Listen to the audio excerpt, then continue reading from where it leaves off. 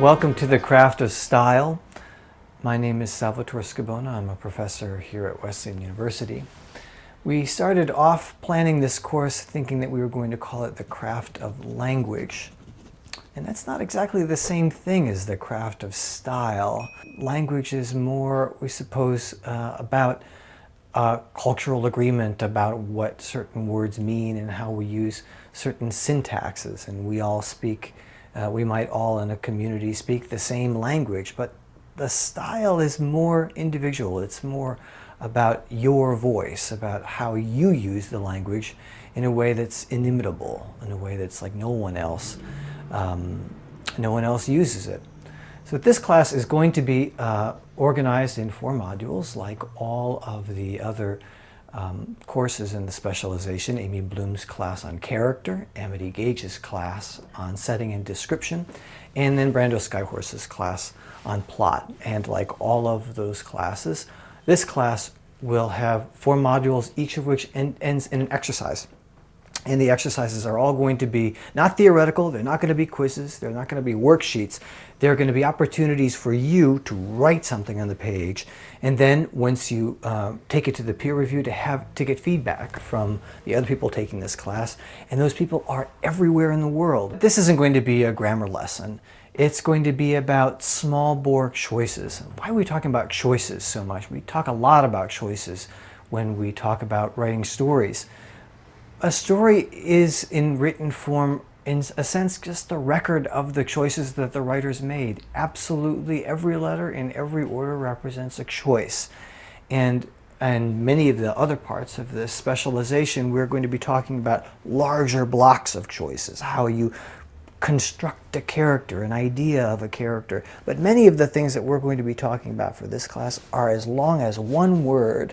Why choose one word rather than another word? These are the basic choices of language. Now, you might say, this is my style. It's my own thing. Isn't it just in me?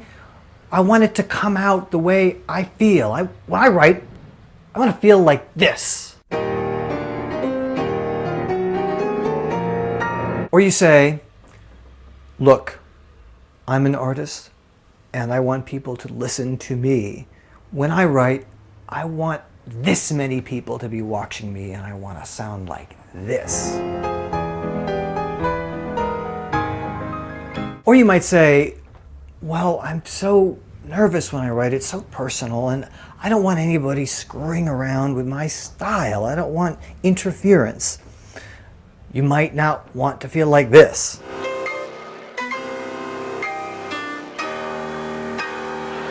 Writing isn't music, that's right. It's not quite the same thing to learn how to use a language as it is to use a musical instrument. But everyone who plays an instrument has a certain style of playing. A pianist, a violinist has a style, and that style can be refined. It can get a little bit better. It can get muddier. It can get clearer.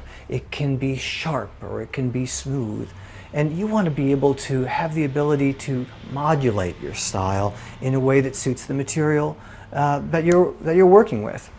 The language that you're going to be using for your stories is tremendously flexible. English is a language, for example, is a language of just a tremendous number of words that mean almost exactly the same thing, but not exactly. Think of all the words that English has for what light does.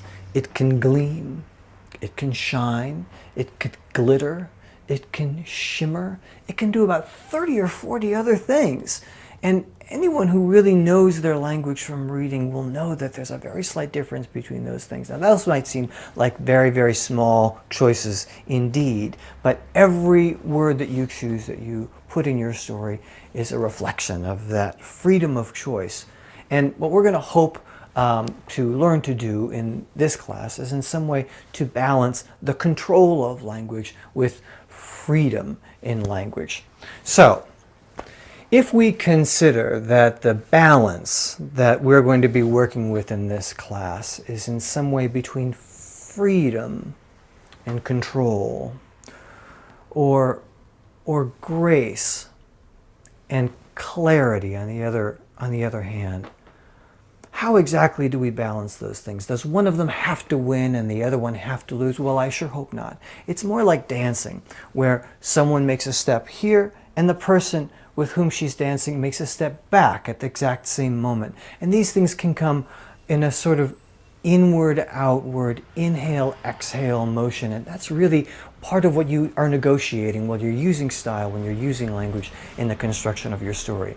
This is a quotation from the composer John Cage on this subject. With clarity of rhythmic structure, grace forms a duality.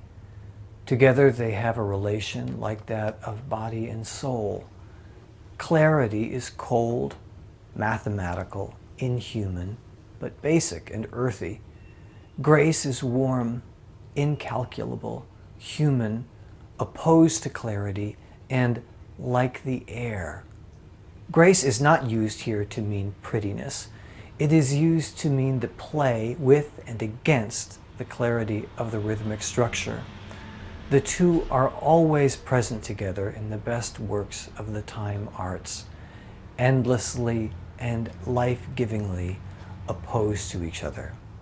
Endlessly and life-givingly. What a great word, life-givingly. Now you might say, what kind of control is that? Life-givingly isn't even a word, but it sounds so good, doesn't it? You can tell he's a composer. And also, on the other hand, just thinking about the meaning of the word, what does that mean? Life-givingly. It's so clear, to me anyway, it's clear exactly what he means, that there is a balance, like inhaling and exhaling, that gives life between this issue of grace on the one hand and control on the other hand. And this is what we're going to be doing in this class. Okay, so let's get moving on to the first module of this week, in which we'll talk about meaning, sense, and clarity. You'll learn to put pressure on your words so that they mean what you intend. You'll learn to use sentences that are sensible. And finally, the arch challenge for all prose writers: to be clear.